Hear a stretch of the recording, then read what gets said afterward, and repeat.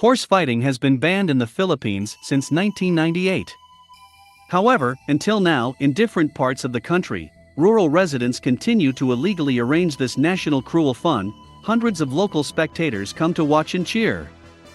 Horse fighting in nature is quite common.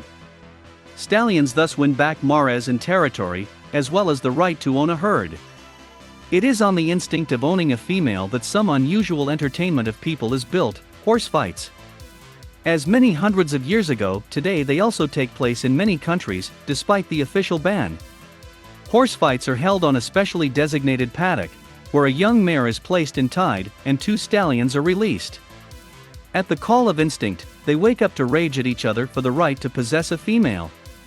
This is how they behave in nature when two stallions collide next to one female.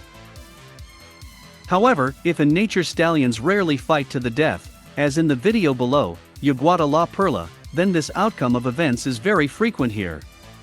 In natural conditions, a weak opponent, feeling his defeat, as a rule, leaves the battlefield, giving the right to a stronger stallion. However, there is nowhere to retreat in the imaginary ring, and often it is simply not allowed by the audience, who place bets on a fighting horse and do not want to lose their money just like that. Thus, the fight of horses turns into a real bloody spectacle. However, not only the stallions themselves suffer from such entertainment, the mare also gets no less suffering. Not only is she often hurt by stallions during a stun fight, she is tied up and can't run anywhere. But even more heinous is that it goes to every winning male. And it is not uncommon for more than 10 mating sessions per day.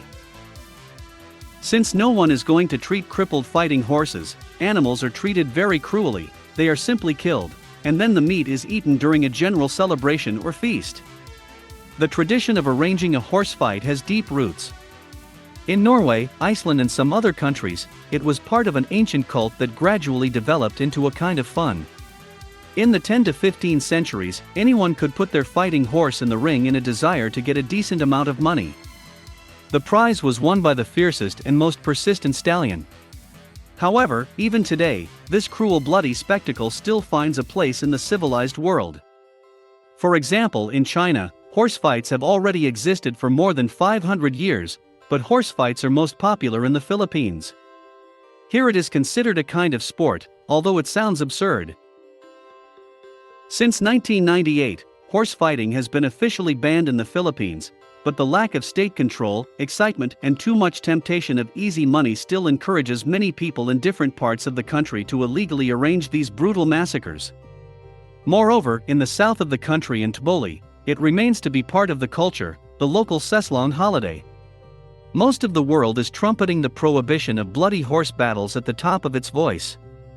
Animal welfare organizations are looking for any ways to influence the countries where they are still held. For example, the British refuse to visit the islands while there are battles.